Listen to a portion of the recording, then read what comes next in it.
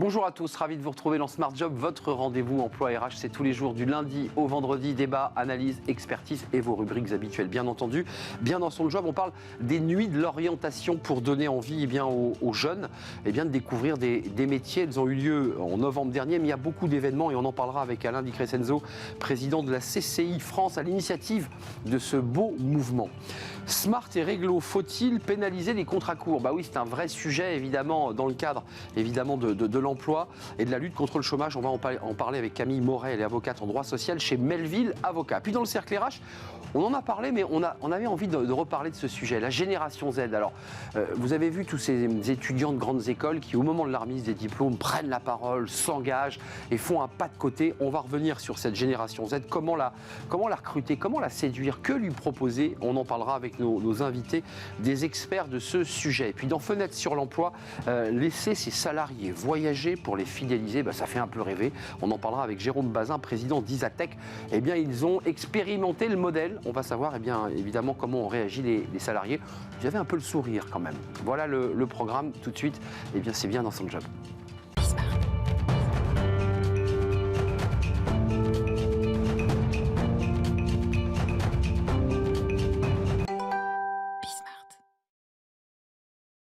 Bien dans son job et on parle de la nuit de l'orientation. Alors vous l'avez peut-être vu circuler sur les réseaux sociaux, dans les médias, cette nuit de l'orientation. Alors, elle a eu lieu en novembre, mais il y a d'autres événements qui vont se poursuivre et on en parle avec Alain Di Crescenzo.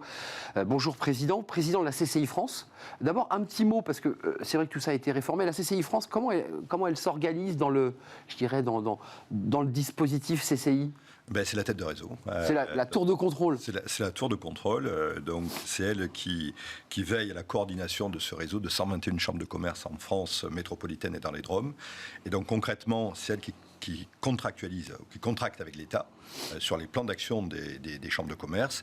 Et puis après, c'est elle qui distribue l'argent aux chambres de région qui elles-mêmes vont irriguer les territoires. Voilà. L'argent, c'est ce qu'on appelle la taxe pour frais de chambre. Et sur l'année 2023 comme 2022, c'est 525 millions d'euros à partager avec les chambres de commerce.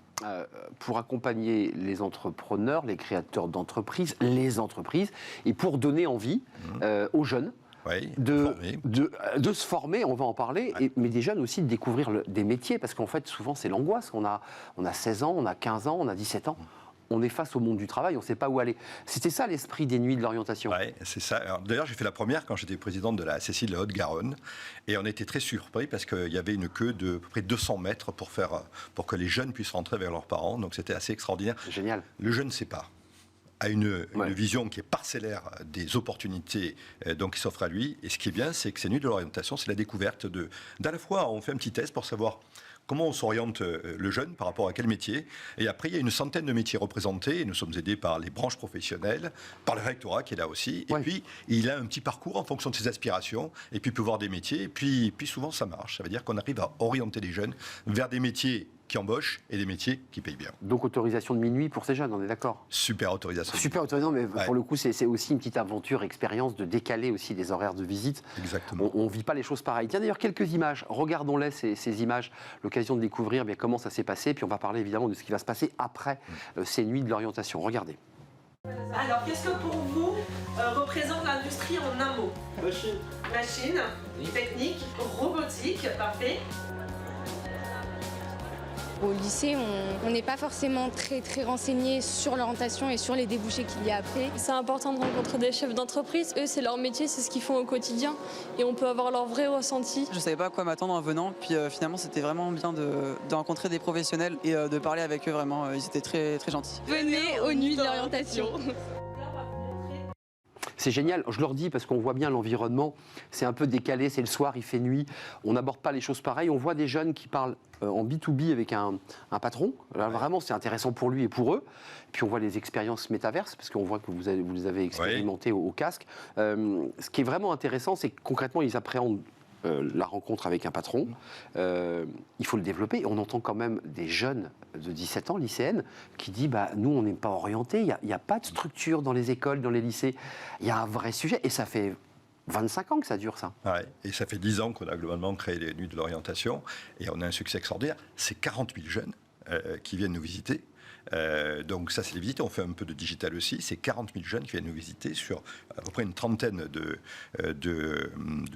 manifestations que nous faisons sur les territoires, au plus proche des besoins et surtout des bassins d'emploi. Ça veut dire que chaque bassin d'emploi, chaque chambre de commerce, en fonction des besoins, des métiers, etc., va introduire donc sa nuit de l'orientation, et au plus grand bonheur des jeunes et des parents. Parce que dans l'orientation, il y a beaucoup les parents aussi, puisqu'on a des jeunes gars, des jeunes lycéens. Donc c'est beaucoup les parents qui, des fois, ont des idées bien déterminées de ce que devraient faire leurs enfants. Et puis après, on arrive à parler à nos jeunes aussi pour les orienter. Non, mais c'est intéressant ce que vous dites. Bon job. Les parents ont une influence majeure, qu'ils soient dans le tertiaire, vont les orienter dans le tertiaire, peut-être moins dans le secondaire et dans l'industriel. Et parfois, les enfants disent, mais ce métier m'intéresse. Bah non, tu vas pas faire ce métier.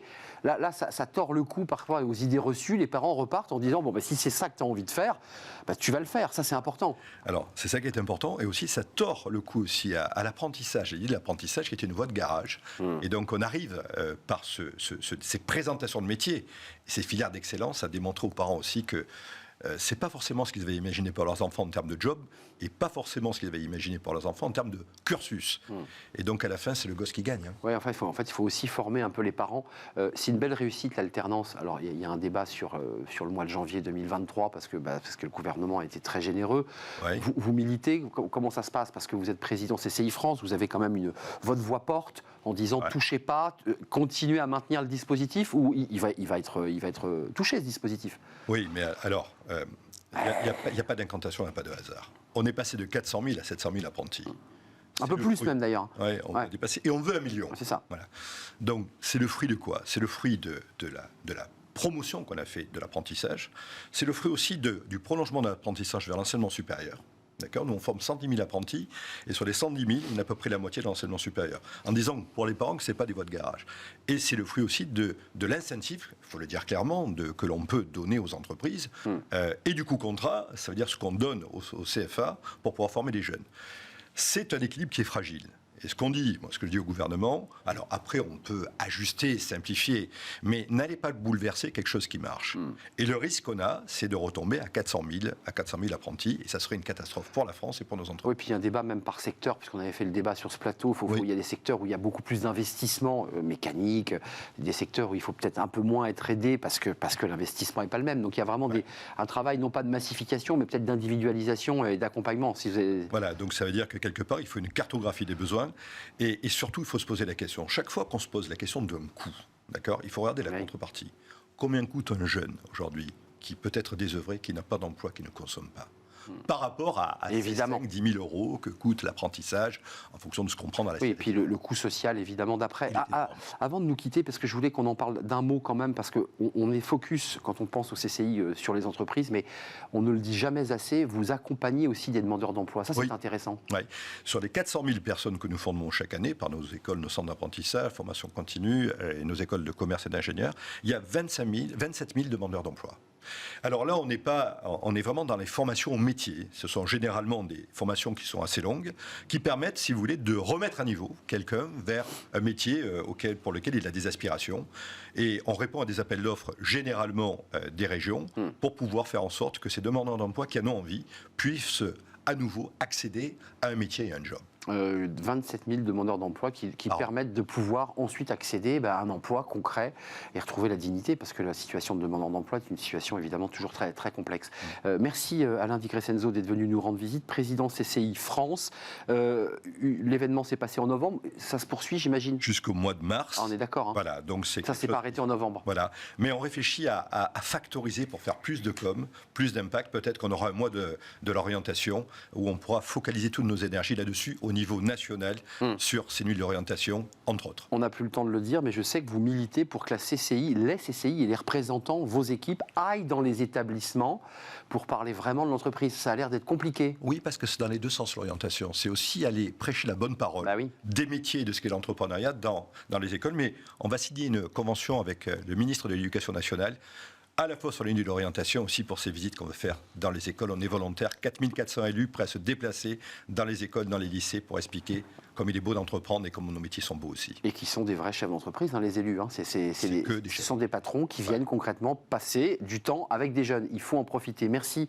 Alain Di Crescenzo. Allez sur le site de la CCI France et de vos CCI, parce qu'il y a évidemment le programme des animations autour de ces nuits de l'orientation et de ces événements. Merci de nous avoir rendu visite. On fait du droit, évidemment, ça intéresse beaucoup les chefs d'entreprise et on accueille tout de suite notre invité pour Smart et Réglo.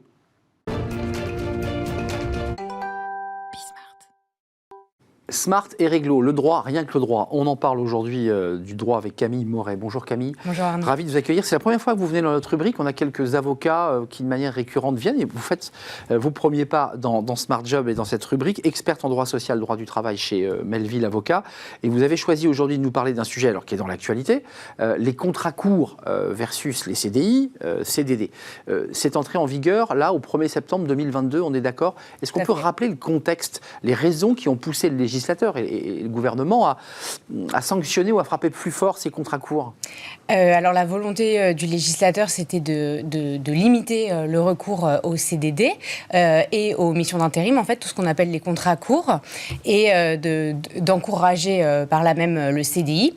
Et donc le législateur a déterminé les 7 secteurs d'activité dans lesquels il y avait un taux de rupture de ces contrats courts le plus élevé.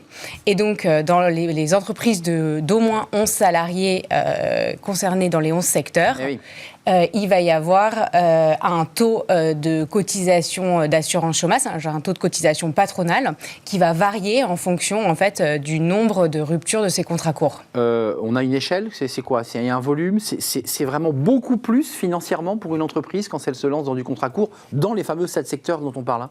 Alors, en fait, les pouvoirs publics ont déterminé un taux de séparation. En fait, c'est un calcul assez compliqué, mais on calcule en fait le nombre de ruptures dans ces entreprises qu'on compare avec le taux de rupture dans le secteur d'activité concerné. C'est ça. Exactement. Et on dit, il a abusé des CDD. Exactement. S'il y a plus de ruptures de CDD, de missions d'intérim, etc., qui donnent lieu ensuite à une inscription au Pôle emploi des salariés concernés, le taux augmente et en fait, c'est un taux qui peut augmenter de 1 point puisque le taux neutre, c'est 4,05% et on peut aller jusqu'à 5,05%. C'est intéressant parce que dans un des débats, on avait travaillé sur le bonus-malus, sur l'assurance chômage qui ressemble un peu à ça, c'est-à-dire qu'on encourage le chef d'entreprise dans les secteurs concernés à jouer le CDI. Mais objectivement, et là je parle à l'avocate qui défendait des clients, qui réfléchissait à cette question sur le droit, l'hôtellerie-restauration, franchement, il y a des aléas d'activité, les traiteurs. Comment on fait? Comment ils font là concrètement? Ça pose un problème quand même. Alors c'est la critique principale qu'on peut faire à ce dispositif en fait. C'est que l'analyse qui a été menée ne prend pas en considération le fait de savoir si le recours à ces contrats courts est volontaire ou si elle est imposée du fait de la conjoncture économique en fait. Et on sait, notamment dans l'hôtellerie-restauration, qu'il y a une pénurie de main-d'œuvre en ce moment et que finalement, le recours au CDD ou au contrat d'intérim, aux missions d'intérim, n'est pas forcément volontaire. Et donc, l'employeur va se voir imposer la double sanction. D'abord, d'avoir des contrats qu'il n'a pas choisis et ensuite, un taux de cotisation supérieur. Concrètement, l'hôtellerie-restauration ne va pas arrêter du jour au lendemain les CDD, objectivement. Alors, il y a d'autres secteurs, il y a le cinéma, et on va en parler, le cinéma, l'audiovisuel, puisque c'est un sujet qui nous concerne. Oui. Là aussi, contrat de grille, CDD par rapport à des missions de télé. Là aussi, l'employeur n'a pas intérêt à ouvrir un CDI. Tout à fait. Alors, pour ce qui est cinéma, télé, tout ça, ça n'est pas dans les 7 secteurs d'activité. Mais effectivement, pour l'hôtellerie-restauration, de toute façon, l'employeur n'a pas d'autre choix parce que quand il y a une pénurie de main-d'œuvre, on prend finalement, on conclut les contrats que l'on peut conclure.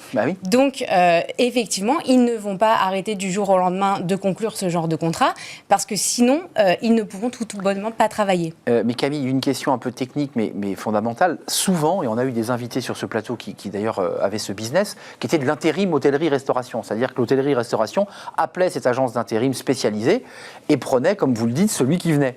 Mais là, de fait, quand il passe en intérim, il est en CDD. Alors, quand il est en intérim, il est en intérim. C'est un autre contrat court. Donc, il est distingué du CDD classique. Oui, mais par contre, il rentre dans le dispositif. Le dispositif vise tous les contrats courts. Donc, c'est les CDD, les missions d'intérim, tous les contrats qui ne sont pas finalement un CDI. Avant de nous quitter, parce qu'il y a tout le débat de la jurisprudence, le droit du travail est aussi constitué de jurisprudence. Est-ce qu'il y a des recours? Parce que c'est trop tôt pour le savoir. On est au mois de septembre, ça a démarré il y a une quinzaine de jours. Il y aura des recours, il y a des clients qui vous disent « Moi, c'est pas possible, je vais faire un recours ». Comment ça peut se passer, la jurisprudence, sur ces obligations de CDI? Alors, je ne sais pas s'il y aura de la jurisprudence, parce qu'en fait, là, il y a un taux à appliquer et à payer. Et à payer, exactement. Par contre, il y a, là, les 7 secteurs qui ont été définis l'ont été pour une période de 3 ans.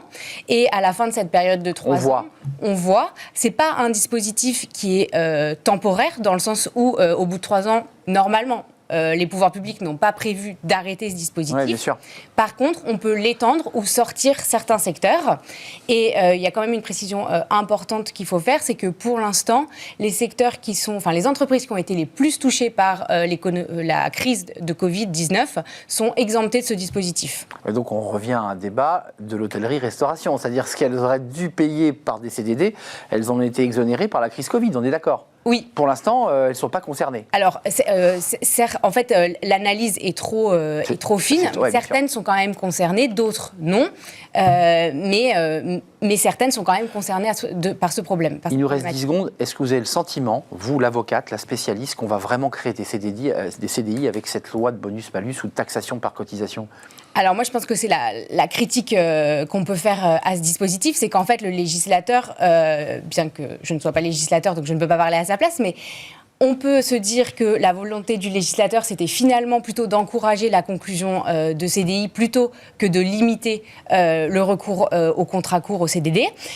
Et donc, on aurait pu imaginer d'autres dispositifs, comme par exemple une modulation à la baisse du taux de cotisation en fonction du nombre de salariés. Plus l'employeur a un nombre de salariés important, plus le taux de cotisation baisse. Et on voit bien que pour l'État, ce serait plus rentable d'avoir une entreprise où, quand on a 100 salariés, on paye un taux de 35%, en comparaison avec une entreprise de 20 salariés où on paye un taux de cotisation de 45%. C'est une idée intéressante, en effet. Mais vous n'êtes pas législatrice, évidemment. Malheureusement. Et non, vous êtes avocate. Je suis avocat. Merci Camille Moret, experte en droit social, Melville, avocat. Vous revenez quand vous le souhaitez nous éclairer, parce que c'est un sujet évidemment important qui impacte un certain nombre de secteurs d'activité en pénurie d'emploi.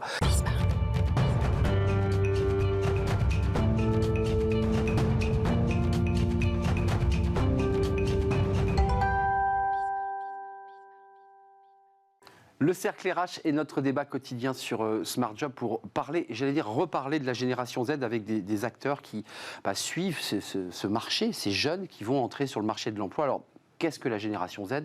Qu'est-ce qu'ils souhaitent? Qu'est-ce qu'ils revendiquent? Et comment, et là je me mets en contre-champ, comment les séduire? Comment vous, qui êtes recruteur, vous creusez la tête pour tenter de les faire venir dans vos entreprises? On en parle avec 2 invités. Élodie Gentina, bonjour. Bonjour. Ravi de vous voir en vrai. Alors vous étiez revenu après physiquement sur le plateau, parce que vous étiez en visio, je crois, la première fois. Non, la dernière fois j'étais là. Vous étiez là, vous étiez même à cette place. Avec Jérémy Lamry. Exactement. Professeur associé à l'IESEC School of Management, conférencière sur la génération Z et auteur de plusieurs ouvrages, dont le dernier, dont vous allez nous rappeler le titre. Des aides consommateurs aux aides collaborateurs. Et j'en ai créé un nouveau qui sera publié en octobre 2023. C'est ça, vous l'aviez annoncé d'ailleurs, il est en prépa. Merci d'être là. Et puis Eric Gras est avec nous. Bonjour Eric, directeur de l'expertise emploi chez Indeed. Vous avez une vue du marché de cette jeune génération.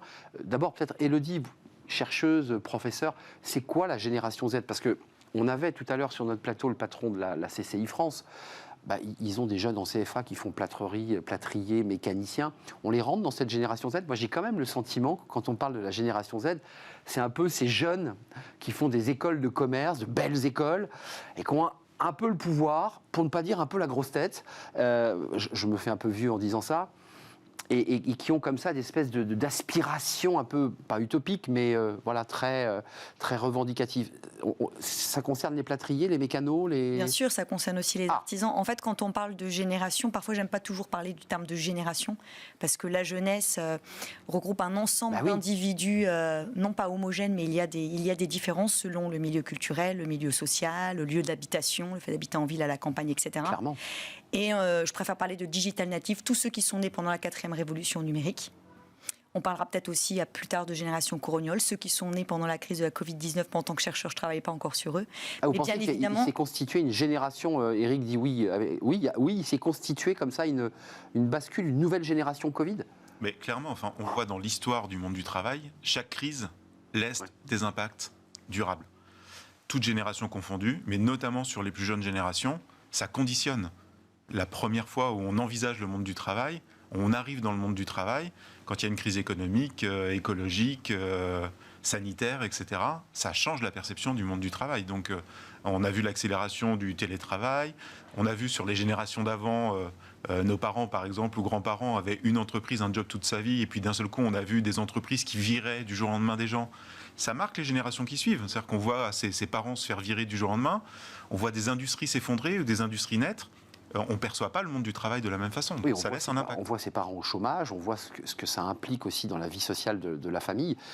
Génération Z, donc c'est tout le monde, mais quand même, il y a quand même des éléments qu'on voit sur les réseaux sociaux de ces étudiants, je mets des guillemets, bien nés, qui à la tribune d'HEC, qui à la tribune des grandes écoles, font des déclarations à la Greta Thunberg. C'est ça la génération Z. En fait, là, on parle aussi un peu de la jeunesse dorée. Donc, quand on oui, c'est pour ça que il faut aussi savoir sur quel échantillon cela porte. Et ces étudiants qui remettent en cause un peu les écoles de commerce et avec leurs grands discours. Mais ils y sont quand même. Sur les quêtes de sens, ils y sont. Ils sont dedans, ce qui est quand même assez drôle. Mais c'est aussi cette jeunesse dorée, c'est cette quête de sens et de valeurs qu'ils recherchent. Et cette crise de la Covid-19, elle a suscité une accélération des questionnements liés à l'écologie, à l'environnement, à la quête de sens, qu'on retrouve bien chez ces jeunes que vous qualifiez de jeunesse dorée et qu'on retrouvera. Et vous aussi, d'ailleurs, vous la qualifiez de jeunesse dorée. Oui. Ouais. Oui. Non, on assume cette idée qu'il y a quand même un peu de monde dans notre jeunesse, quoi. Éric Gras, l'offre et la demande, parce que c'est un peu l'enjeu d'Indeed, c'est faire se rencontrer cette offre et cette demande. Et vous avez, vous, un panorama. Elle dit quoi, cette génération Z? Elle se comporte comment? Et puis on parlera des recruteurs, parce qu'en les rencontrant beaucoup, honnêtement, ils se grattent un peu la tête quand même. Mais comment elle se comporte, cette génération Z? Déjà, il y a deux types de profils dans les jeunes. Il y a les jeunes déjà actifs depuis un moment, et puis les jeunes de moins de 25 qui sont encore étudiants ou arrivent tout juste dans le marché de l'emploi. Et eux, en effet, il y a eu un impact très important du Covid. Donc il y a déjà des nuances, parce que quand on a déjà 3-4 ans d'expérience dans le monde du travail, entre les aspirations, les idéaux qu'on a pu avoir et ce qu'on découvre, on a juste un peu, on a juste un peu son tir. Ce qui est très flagrant dans les études qu'on a sorties, on parle beaucoup de sens, etc., c'est qu'il y a des besoins très primaires, y compris chez ces jeunes-là. C'est d'abord, je veux trouver un job. Pas oublier que parmi les pays de l'OCDE, la France est l'un des moins bien lotis sur l'emploi des jeunes. 30%, le taux d'emploi des jeunes. C'est le chiffre. On a 18% de taux de chômage, un peu plus de 18%, contre 7% en moyenne, un peu plus de 7% au niveau national. Donc on voit le delta. Et tout en rappelant qu'on arrive à un plateau, l'inversion de la pyramide des âges, donc il y aura de moins en moins de jeunes qui arrivent sur le marché de l'emploi. Donc je m'adresse à tous les employeurs, profitez-en, il y en a encore pour les faire bosser. C'est vrai. Le souci majeur, c'est l'inadéquation entre l'offre et la demande. Donc le jeune qui arrive dans le monde du travail veut déjà trouver un job rapidement pour gagner en autonomie, en indépendance. Logique, ça c'est vrai pour toutes les générations depuis un siècle. Oui, mais il faut le rappeler, avant de parler de sens, etc., il veut trouver un job qui correspond à ses compétences, ses aptitudes.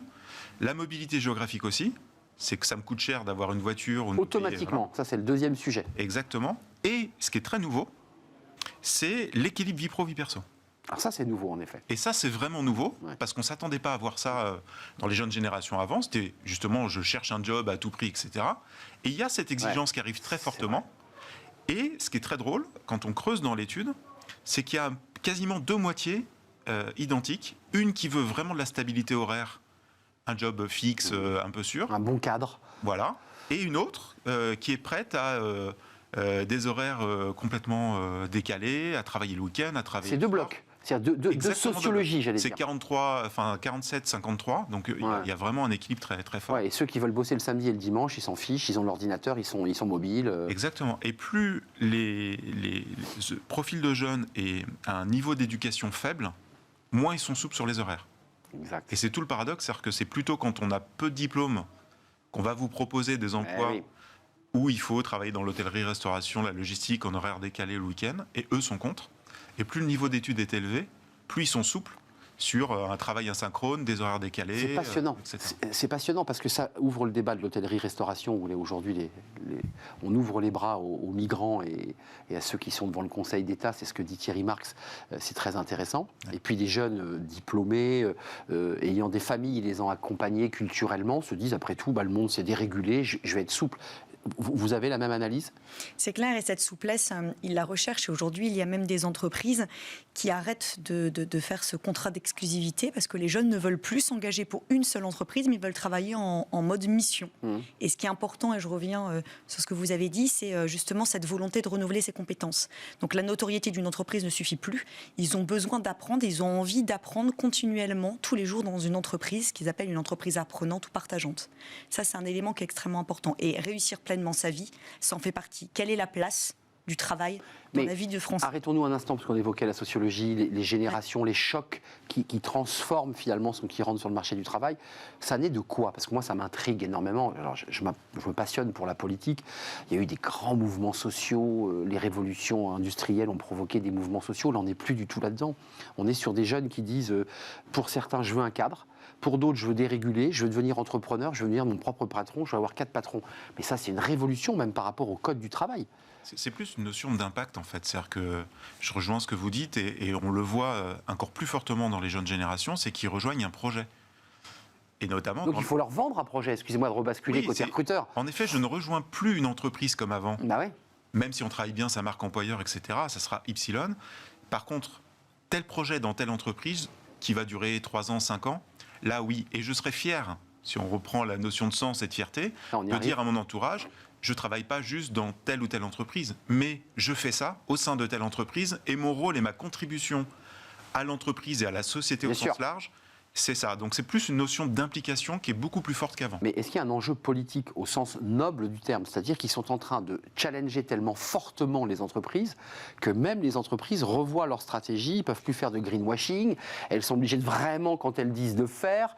Et c'est la notion d'impact. Et d'impact. Ces jeunes leur disent, mais vous nous mentez, j'irai pas chez vous. Exactement. Et quand il y a le premier baromètre qui est sorti chez Veolia, voilà, j'ai été présente, j'y ai présenté aussi les résultats avec un zoom sur les jeunes, 25 000 personnes, 5 continents.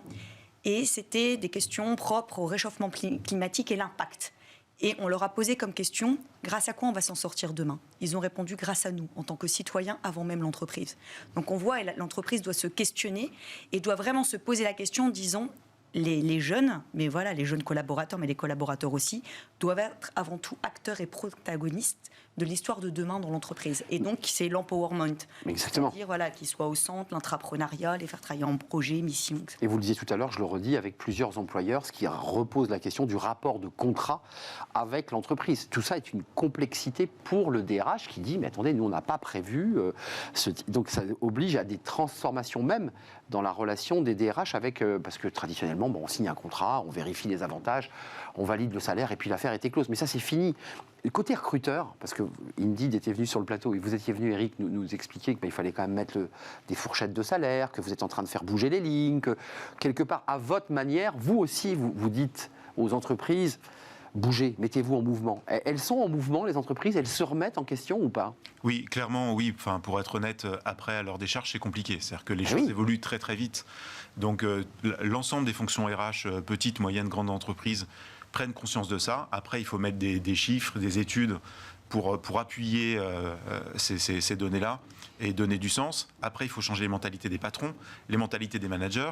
Donc, ça prend du temps. Et quand ça change très vite comme ça, à moins d'être au pied du mur, souvent, on laisse un peu venir, on fait des petits ajustements. Voilà. Donc, aujourd'hui, il faut agir beaucoup plus vite qu'avant, sinon, il est déjà trop tard. Et sur cette jeune génération, j'ai une phrase que j'ai en tête, mais ils ne regardent pas le monde d'avant. Ils regardent le monde devant. Mais ils ne le connaissent pas trop, le monde d'avant, finalement, quand on regarde objectivement les choses. On leur en parle. On leur en parle un peu. Le monde d'avant, ce n'est pas le monde d'aujourd'hui. Et ce qui compte, c'est en effet le monde devant. L'instant présent. L'instant présent. En quoi je vais contribuer demain à changer les choses à mon niveau. Donc, Élodie, il y a bien un choc de culture. Il y a les patrons, parce que vous voyez, on est quand même un peu dans une bascule de siècle. Il y a les patrons nés au XXe qui traditionnellement, ont fait grandir leur entreprise avec ce modèle-là.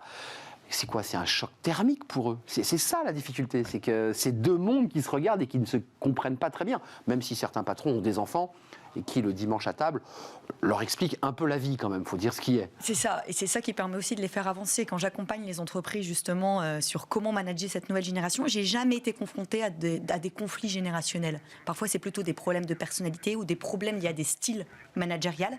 Et il y a différentes entreprises qui avancent différemment. Il y a des entreprises qui ont du mal déjà à recruter parce que leur image est vieillissante, d'autres qui me disent nous on recrute, mais ils partent au bout de 6 mois. Ça, c'est on a vrai. de gros problèmes de fidélisation. Ils les gardent pas. Mais c'est des zappeurs, et le disent, excusez-moi, parce que, encore une fois, vous avez pensé que je suis vraiment, je mets les guillemets, un vieux con, mais on les voit, digital native, il y a des études qui montrent qu'ils sont effectivement très forts sur Snapchat et sur Insta, mais qui sont très très nuls quand il est question de mettre 3 programmes sur un ordinateur.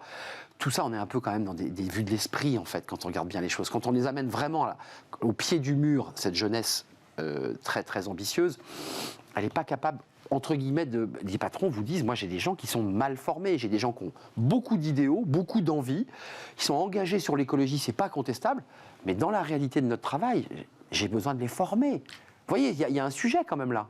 Il y a un vrai sujet entre la formation, le moment où j'arrive dans le monde du travail et quand je découvre le travail et le degré d'exigence des entreprises. Donc l'entreprise doit adapter son degré d'exigence, doit former à nouveau après l'école, parce que souvent les formations ne sont pas adéquates, soit sur les compétences, soit sur les fameux soft skills. Donc il faut s'attendre à ça. Quelqu'un qui arrive, mais même quelqu'un qui a 45 ans, et pas opérationnel tout de suite, il faut qu'il apprenne les codes de l'entreprise, il faut qu'il s'adapte. Donc il faut s'adapter. Et une fois de plus, j'aime pas opposer les générations et mettre toute la génération Z dans le même panier. Selon le niveau d'études, selon le niveau d'éducation, de culture, etc., il y a des réalités qui sont différentes. Quand on dit qu'ils sont zappeurs, et consommateurs. Oui, 60% des ruptures de période d'essai en France, toute génération confondue, se fait à l'initiative du salarié. Donc c'est plutôt le problème de l'inadéquation entre ce que je vous ai vendu et ce que je découvre. Et c'est la loi de l'offre et la demande. Quand on est un jeune métier recherché et qu'on a le choix, en effet, si je découvre dans l'entreprise, en effet, dans les 6 mois que ça ne va pas, qu'on m'a survendu l'entreprise... Je traverse la rue, j'ai un job. Hein. Exactement. Mais pareil dans l'hôtellerie-restauration, si on reprend ces métiers-là, j'ai le choix. Donc, je zappe pas pour le plaisir de zapper. C'est juste que ça ne correspond pas à ce qu'on m'a vendu. Parce que quand je signe un contrat, le contrat, c'est on m'a fait des promesses et à moi aussi de tenir ces promesses. Au-delà de toutes les critiques que je peux porter sur cette génération Z, je suis peut-être un peu dur, mais ça a du bon, cette génération Z, parce qu'en fait, ça oblige les entreprises à se transformer beaucoup plus rapidement qu'elles ne l'imaginaient. La crise Covid, on l'évoquait, elles sont obligées d'accélérer, vous êtes d'accord ? Il n'y a pas le choix, sinon elles ne recrutent pas. Le monde est plus complexe, le défi est une chance, et donc il faut être complètement optimiste. En effet, ça permet d'avancer, et quand il ne faut pas rester optimiste, mais il y aura moins de jeunes, dans 10 ans il y a moins de jeunes. Non mais soyons optimistes, mais sur une période courte en fait. Bien sûr, mais après il faut aussi dépasser les clichés, les stéréotypes qu'on peut avoir. Et quand on parle par exemple du terme zapper, ça peut faire peur, mais on peut se dire aussi, mais tiens, le terme zapper, c'est aussi derrière, c'est diversifier ses compétences, avoir envie d'apprendre autre chose, l'apprentissage, se remettre en question. Agilité. En école de commerce, c'est ça, voilà, agilité, apprentissage en mode concret avec des entreprises. On n'est plus sur le PowerPoint qui dure 3 heures, uniquement sur de la théorie. Et en entreprise, c'est pareil. Non, mais voilà, ça nous permet vraiment d'avancer, de se remettre en question. Même les profs, même les écoles doivent aussi réinventer la nourriture que vous offrez à ces étudiants. Enfin, c'est vrai, je pense ça part de là, en fait. Et tout à l'heure, quand vous avez dit, voilà, ils sont très forts pour rechercher très rapidement de l'information, c'est vrai, mais ils ont beaucoup de mal à prendre du recul sur l'information recherchée, à l'analyser et à développer un esprit critique. Ça, c'est aussi notre job de travailler avec eux là-dessus. Et les autres générations, donc le mentoring, travaillons ensemble et analysons chacun les compétences des uns des autres. Optimiste, Eric, côté Indeed, c'est-à-dire sur cette rencontre entre un marché dont on nous dit qu'il est très tendu, il n'y a pas un patron qui vous dit, je parlais avec un responsable d'un Big Four qui me disait, sur des projets de M&A, donc de fusion-acquisition, j'ai 20 mains qui se lèvent quand il est question d'entreprise vertueuse, j'ai aucune main qui se lève lorsqu'il est question de travailler sur des entreprises qui le sont moins, qui traditionnellement sont polluantes. Donc c'est compliqué pour les entreprises. C'est plus compliqué, en effet. Parce que toutes ne sont pas vertueuses. Non, et on le voit par rapport à cette notion d'engagement, notamment sur la jeune génération, des grandes entreprises de l'énergie, par exemple, qui étaient très attractives pendant des décennies, découvrent quasiment du jour au lendemain qu'elles ne le sont plus pour ces publics-là. Donc ça, c'est nouveau. Dans l'étude qu'on a fait, d'ailleurs, ce qui était très intéressant aussi, parce qu'on a toujours l'image des GAFA aussi, qui attirent énormément les jeunes, on voit qu'aujourd'hui, elles arrivent loin derrière les PME, en premier. Les jeunes préfèrent être dans une PME, voire une TPE à taille humaine. Ils voient le patron, c'est concret. En deuxième, une grande entreprise. En troisième, auto-entrepreneur, je me monte moi-même ma boîte. Et en quatrième seulement, des entreprises à grand nom. Et en effet, même dans ces entreprises à grand nom, si on prend l'exemple des GAFA, on l'a vu, il y a 6 mois, ils recrutaient des dizaines de milliers de personnes, et il y a quelques semaines, quelques jours, ils en licencient tout autant. Donc ça laisse des marques, quand je parlais de crise, dans cette jeune génération qui dit « Ok, Google, Amazon, Facebook, etc. » Pourquoi pas, c'est un nom prestigieux, le cadre est sympa, sur une carte de visite, ça peut être intéressant. Pour autant, de là à me projeter, est-ce que c'est vraiment attractif ? Beaucoup moins qu'avant. Conclusion, Élodie Gentina, parce que vous avez dans votre titre mis consommateur, collaborateur. Moi, j'entends aussi que cette jeunesse, que je peux pointer du doigt parfois, elle ne veut pas être prise pour une imbécile. Il y a de ça. Ils ont compris la stratégie des GAFA. Alors, ils y ont cru, parce qu'il y a beaucoup d'étoiles et de paillettes. Et puis finalement, ils vont faire des choses plus concrètes, plus réelles. En fait, l'important pour moi, je pense, et d'ailleurs ils nous le disent, c'est davantage les reconnaître comme acteurs dans l'entreprise. Et même si, voilà, aujourd'hui, ils n'ont pas envie de travailler dans ces grosses boîtes GAFA avec ça, parce qu'ils disent, voilà, elles polluent, elles ne respectent pas l'environnement ou d'autres choses. L'important, c'est de dire, on est authentique. Ces entreprises se disent, OK, on est authentique. Et comment vous pouvez nous aider à travailler là-dessus ? Via, par exemple, vous faites partie de Shadow Comex, direction d'entreprise, être acteur, comment on peut travailler demain, l'entrepreneuriat, pour progresser sur le style de management. Patron d'eux-mêmes. On part vers ça, en fait. Oui, entreprise beaucoup plus collaborative, en fait. C'est ce que veulent l'ensemble des salariés, d'ailleurs, encore un peu plus, une fois de plus, cette génération, mais ça touche tout le monde, c'est que je vais être partie prenante dans l'entreprise, je vais être considéré comme un individu à part entière et pas comme un tout au sein d'une équipe. Et ça, c'est la vraie tendance qu'il y a aujourd'hui, très forte. C'est en effet, je veux choisir une entreprise qui m'inclut, qui m'implique, qui me reconnaît. Et dans laquelle je sois reconnu aussi. Absolument. Parce que la reconnaissance est souvent dans les classements psy un élément fort de la demande des salariés en général et des jeunes. J'aimerais bien vous faire rester sur le plateau parce que la rubrique qui va suivre va vous passionner, c'est laisser les salariés voyager pour les fidéliser. On est en plein dedans, entreprise de tech et ses fenêtres sur l'emploi. Ça vient un peu prolonger le débat qu'on vient d'avoir. Là, c'est une manière de fidéliser puis de donner envie à ceux qui ne sont pas encore rentrés dans cette boîte, peut-être d'envoyer leur CV. C'est tout de suite, ces fenêtres sur l'emploi.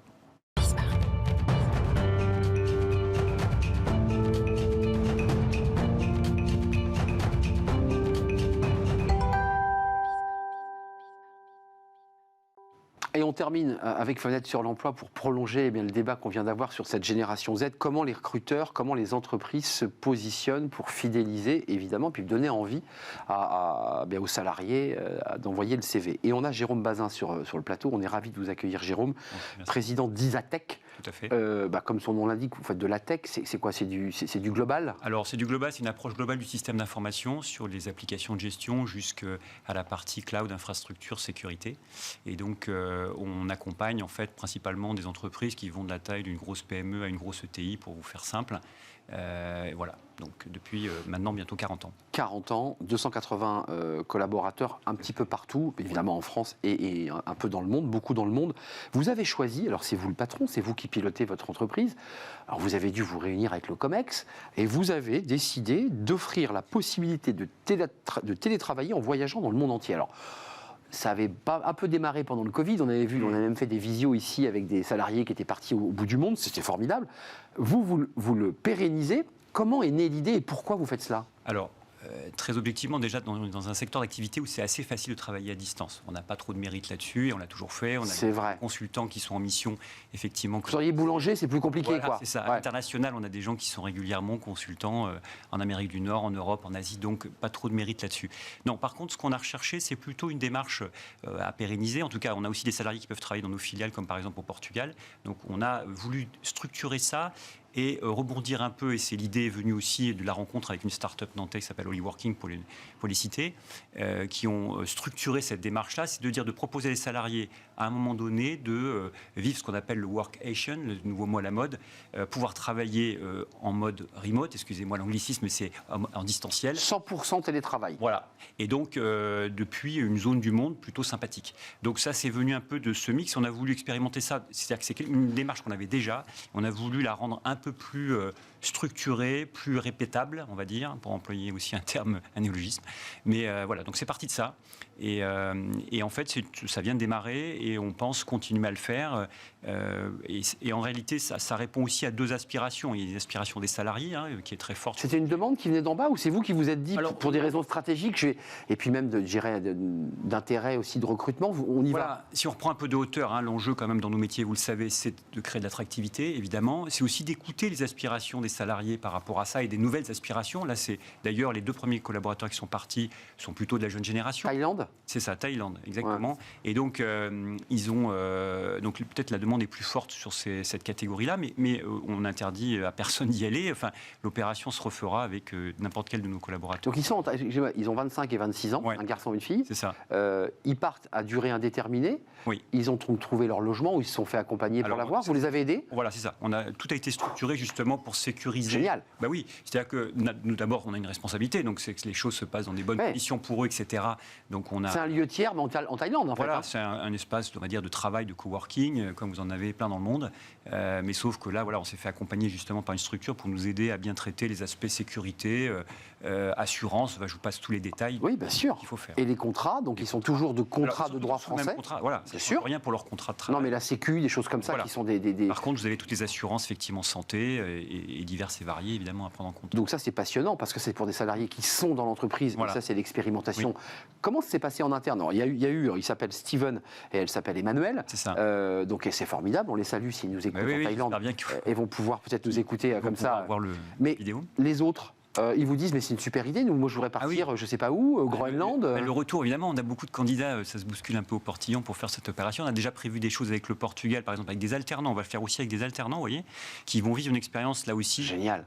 Qui est plus avec notre filiale, mais on leur a proposé de faire au moins 3 à 6 mois dans notre filiale au Portugal. Donc ça c'était aussi nouveau, ça on va le faire nous-mêmes parce que c'est au sein du groupe, on est structuré. Parce que vous gérez pour le Portugal. Mais par contre voilà, on fait un peu ce galop d'essai là sur une destination un peu plus lointaine, et ce qui nous arrange c'est que nous on intervient parfois en Asie, donc on s'est arrangé pour que ces 2 consultants... les clients de ce côté-là. Voilà, donc on optimise en même temps la logistique et la vie pro-perso, le rapport... Et les retours dans les couloirs des filiales et du siège à Paris, les gens vous disent mais génial, bravo, merci. Bien sûr, parce que c'est en plus, c'est quelque chose qui... Ils savent très bien, on ne pourra pas le généraliser à l'ensemble des salariés, mais qu'un petit groupe puisse le faire et que ça soit tournant comme ça, c'est ce qui les intéresse. C'est un peu l'idée, c'est qu'on fasse tourner, en fait, même pour Emmanuel et Steven, leur idée, c'est pas de faire 10 ans là-bas, c'est plutôt de faire une expérience d'un an là-bas. Ils sont jeunes, j'imagine qu'ils ne sont pas encore mariés. Bien sûr. Donc ils découvrent aussi, c'est un voyage initiatique. Avant de nous quitter, parce qu'il nous reste peu de temps, la marque employeur, elle compte, ça donne aussi envie à ceux qui nous regardent de se dire, c'est pas mal, Isatec. Ça joue, et ça a été un facteur d'attractivité, je vous l'avoue, on l'a bien vu dans des réceptions, des demandes, bien sûr. Voilà, les CV sont montés. Voilà. Donc ça fonctionne. Merci Jérôme Bazin d'être venu nous rendre visite. Président d'Isatec, groupe français, mais évidemment avec beaucoup de filiales dans le monde. Et puis ces 2 salariés, Steven et Emmanuel, on les salue. On les salue. Et ils sont en Thaïlande. L'émission est terminée. C'est un vrai plaisir de partager ce moment avec vous, comme chaque jour. Évidemment, je remercie Mani à la réalisation. Je remercie Héloïse pour le son. Merci à Nicolas Juchat. Et merci à Lily pour l'accueil invité. C'est un vrai plaisir. Merci à vous pour votre fidélité et tous les messages. Je vous dis à très très bientôt. Bye bye.